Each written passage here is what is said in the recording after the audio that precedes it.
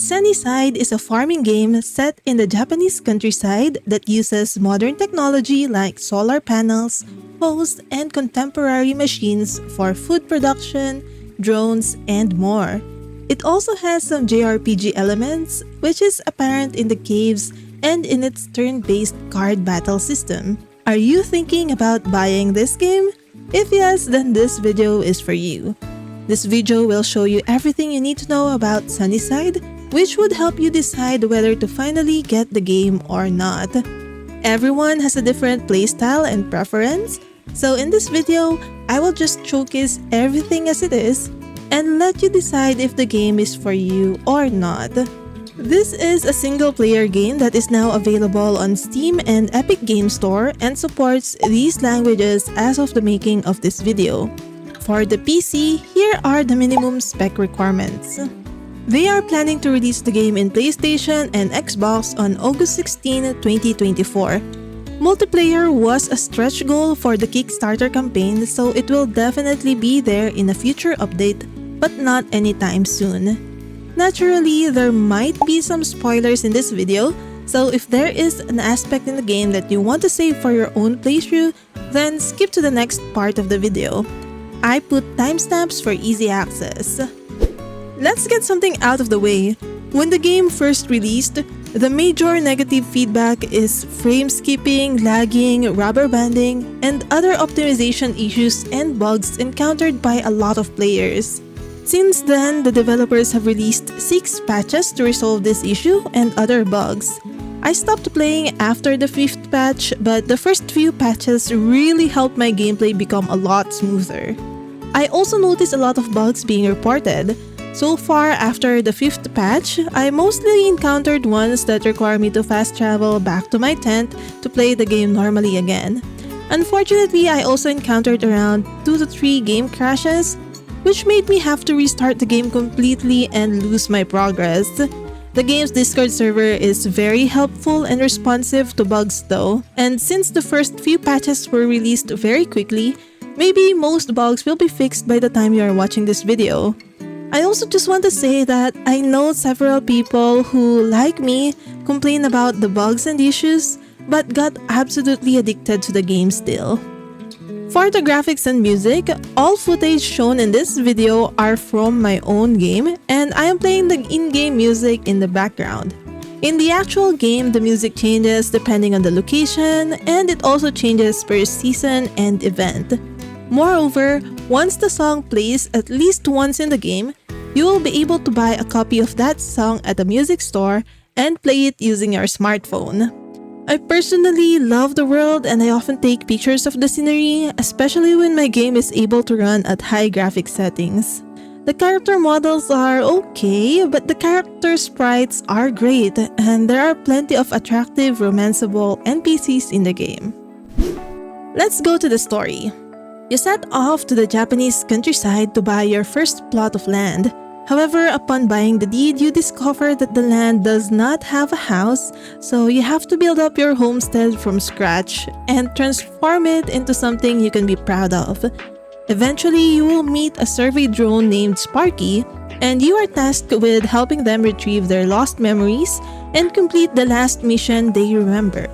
Learn more about humans. The NPCs also have some backstories and they'll eventually tell you about it during hangouts and some quests.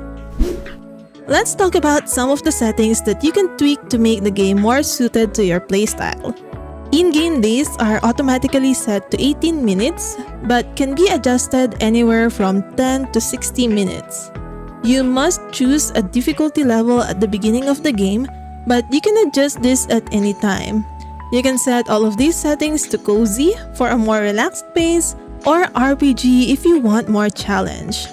The next one is something I don't often see in a lot of games, but you can also choose your preferred system of measurement to either metric or imperial for distance and Celsius or Fahrenheit for temperature.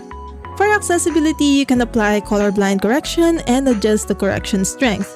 Plus, you can adjust the camera shakes and sways if those make you dizzy.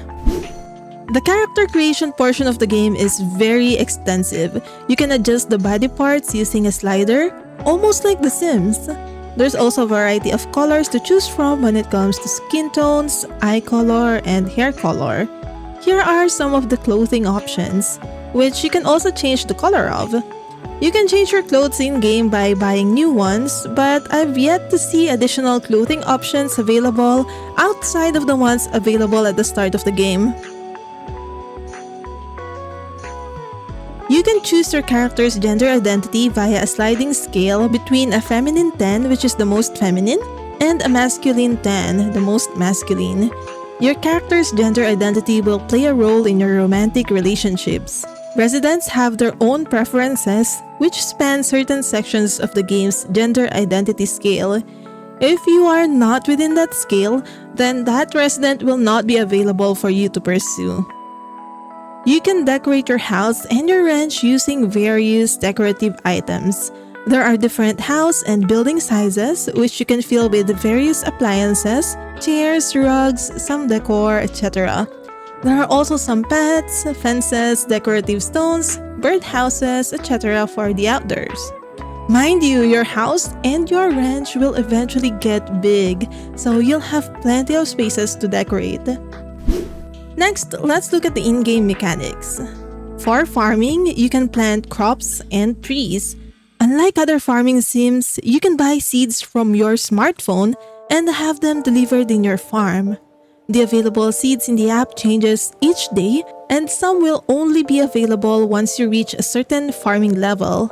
The crops and trees have different seasons dictating when you can buy the seed, plant the seed, and when the crop or tree will produce harvest. Meaning, in some seasons, your crop will be available to plant but will not produce any harvest. You can also plant the crop right before its harvest season, so you can immediately get the produce when the season comes. Oh, and did I mention you don't need to water using a watering can here? At the start, you can use a hose to water the crops. Eventually, you'll be able to set up an auto-irrigation system to completely automate this too. For ranching, there are various ranch animals you can own. You can have chickens, ducks, quails, goats, cows, sheep, alpacas, rabbits, and pigs. Each requires a coop or a barn, and for some animals, you need to build a separate structure in order to get their produce. For example, you need a milking station to get milk and a shearing station to get wool. For resource gathering, you can mine clay, rocks, or ore, and chop softwood or hardwood trees to use as building materials. You can also forage items like mushrooms and berries to sell or to eat to replenish your stamina. For fishing, there are different types of fishing poles and lures for different water bodies and fish types. The fishing minigame is quite simple. You just cast your rod to a body of water, wait for a fish to bite, then lure it in when the fish is calm, and stop if it starts thrashing around. There are also quests in the game that unlocks some additional mechanics. Beekeeping allows you to craft beehives, take care of bees, and of course harvest some honey. You will also be able to use your drone to take pictures and catalog the birds and insects that can be found all around the map. Cooking can be slightly overwhelming, especially at the start. You'll need appliances like a stove, a grill, or a rice cooker, cookware like pots and pans, and of course you need ingredients. For example, if you want to make grilled fish, you need to place a cooking pan on top of your camping stove. Place a fish and a rock salt in the item slots. Then, you have to make sure you have a spatula in your inventory so you can start cooking. You will eventually get a cookbook app on your phone which contains the recipes you know to guide you, but you can also go ahead and experiment to see what works. The items that you get from farming and ranching can also be used for cooking. You can get processing machines to eventually make your own oil, cheese, etc., and this can get incredibly complex quickly. The battle system is very reminiscent of JRPG video games. It's a turn-based battle system that uses different types of cards and charms. The caves where these battles happen is very expansive, and there are different biomes for each map. Each enemy will have a specific elemental affinity, that will be more vulnerable or strong to certain types of cards. The aptly named skill tree also goes fairly in depth with each thing you can do in the game. From exploration, crafting, farming, and all the other mechanics I previously mentioned. Each of these skills branch out into separate sections, like the farming skill branching out into fruits, grains, roots, herbs, or flowers. This lets you pick specific fields that you want to focus on. As you unlock more of the branches, more activities, recipes, and items will be available to you. To unlock this, you need to earn enough experience points in each category and offer up an item that is required in the Kashiwa tree. You have a tool radial wheel where you can place the tools you want to have at the ready. The slots for this one is separate from your main inventory. Fortunately, the tools do not have any durability and there's no need to upgrade the tools here. The tool efficiency will increase as you unlock more branches on the skill tree. In order to earn money by selling your farm produce, you need to sell the items to designated shops. Each shop will only buy certain types of items. There's also an event every other Sunday called the Farmer's Market, where you can open up your own booth and sell. The profit and the amount of items you sell vary each time you do this. Next, let's look at the controls. You can play on mouse and keyboard and it has partial controller support. Since the game is set to release on consoles, I'm pretty sure that a full controller support will also be added for PC. You can change the key bindings for controls in the settings. There are different keyboard toggles for a lot of actions in this game, so you have to pay attention to this. For example, you need to press R to change the plot size when tilling the soil. This is a feature that can be easily overlooked. Another thing that I noticed is that you cannot specify the number of items that you want to buy from stores. Instead, you must individually click on an item to get to the amount that you need. And trust me, the amount of items you need really increases a lot as you progress. Thankfully, in the latest update, you can now add 10, 100, or max items to your cart from a vendor's item list. Unfortunately, this feature is not yet applicable to services, which you will also need a lot of. You start the game with an inventory that has 6 categories with 36 slots each. Each category can only carry items that belong to that category, but you have one for miscellaneous. You also have 8 tool slots that does not take up any inventory space. This means that you'd have a lot of item slots at the start, but do note that this can fill up very quickly with the amount of items you can get in this game. Fortunately, you will have vehicles that you can use as additional storage space. Moreover, you will be able to craft items you can use for storage. You can even change the color tag and icons of this to make things easier to find at a glance. I saw that they finally added an auto-sort option for your storage boxes. You can also split the items within your inventory. However, there is no option to automatically transfer similar items together from inventory to storage or vice versa yet.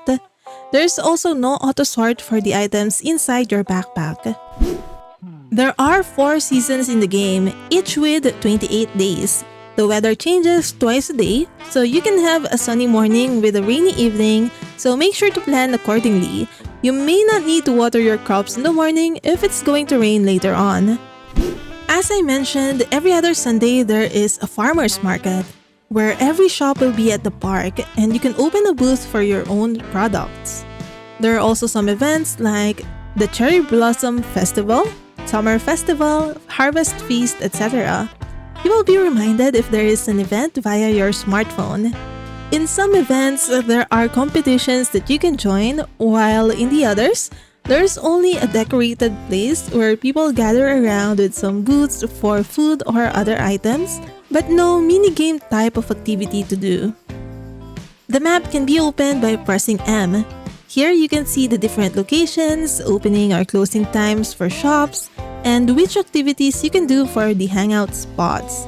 You also have a different map for Sunnyside, the countryside where you live in, and for Higashi, the city where you can shop or hang out with NPCs. The map is huge, and at the start, you might find yourself spending a lot of time running around just to get to a certain location. Don't worry, because you can get a bike pretty early in the game. This makes traveling way faster since you can summon the vehicles at any time. In addition to that, the vehicle has some storage slots that you can use. You will also eventually unlock a faster vehicle or a vehicle with more storage space. You can also fast travel back to your last sleep location to get back to your house quickly.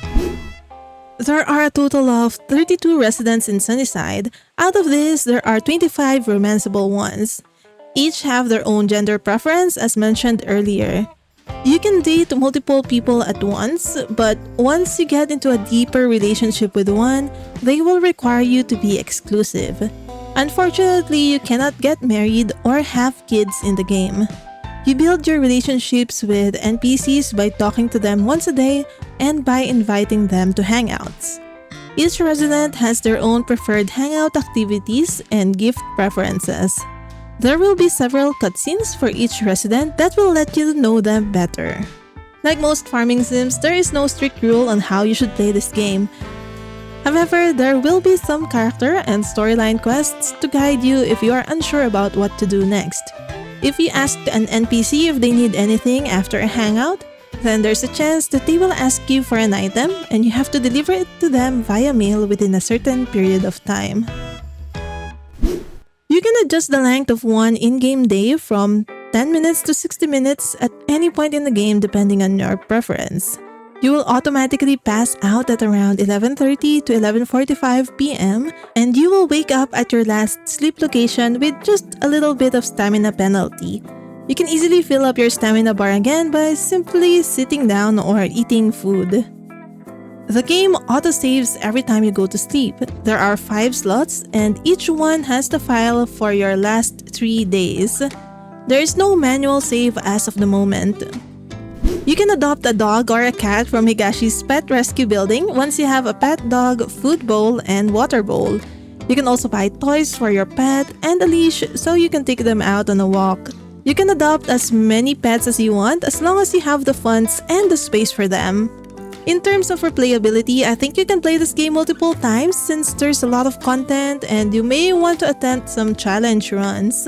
You can also try to romance different NPCs each time since you can only form an exclusive relationship with one.